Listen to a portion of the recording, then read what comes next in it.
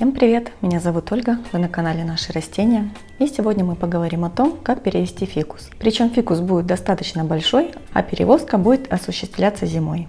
Это будет не список советов, я расскажу вам реальную историю о том, как это делала я в прошлом году.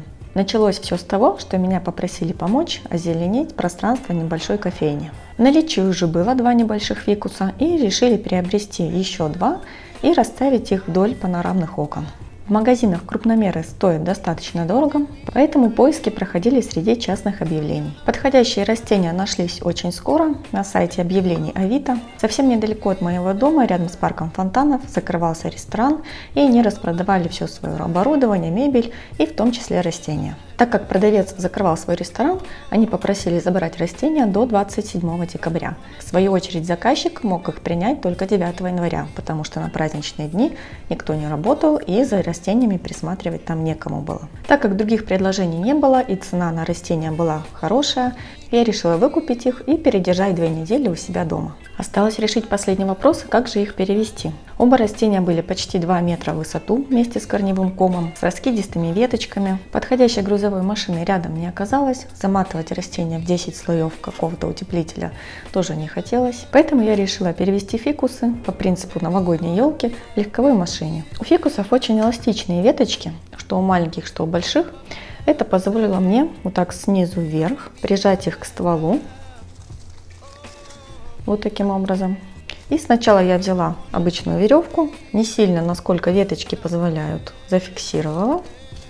Причем не важно, один ствол фикуса или может быть многоствольный фикус. В любом случае все эти веточки вот так можно взять снизу вверх и аккуратно сложить.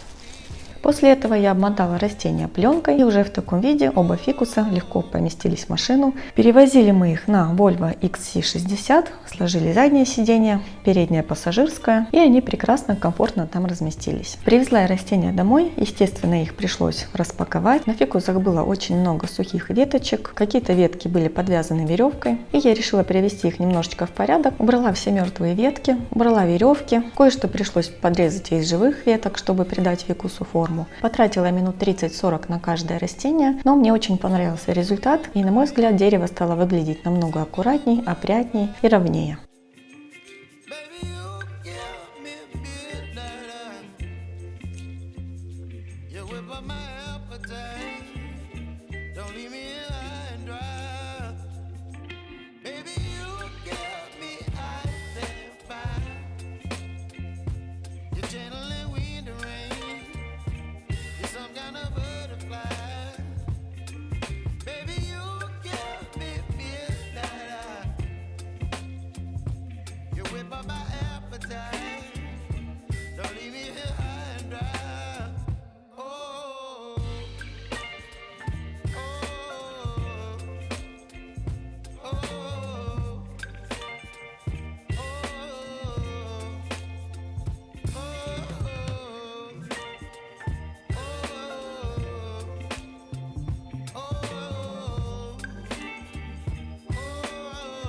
Через 2 недели процедуру с упаковкой пришлось повторить, и уже перевозка в назначенное место. Когда фикусы прибыли на место, оставалось их распаковать и пересадить в новые горшочки. Такой двойной переезд не прошел для фикусов легко, и, конечно, они начали сбрасывать листики, причем я обратила внимание, что листья начали опадать еще в самом ресторане, так как ресторан был закрыт, и свет и отопление там были минимальны, ухаживать за ними, поливать, видимо, тоже было уже некому, и растения, конечно, сразу отреагировали тем, что начали сбрасывать листики. Но что мне нравится в фикусах Бенджамина, так это то, насколько быстро они способны заново обрастать листьями. Поэтому не нужно расстраиваться, если после перевозки ваш фикус потеряет часть своей листвы. Обеспечьте ему комфортные условия существования, правильный полив, освещение, тепло, и он очень скоро обрастет новыми листиками. Ну а пространство кофейни, я уверена, растениям понравится. Большое светлое помещение с огромными окнами, плюс искусственное освещение.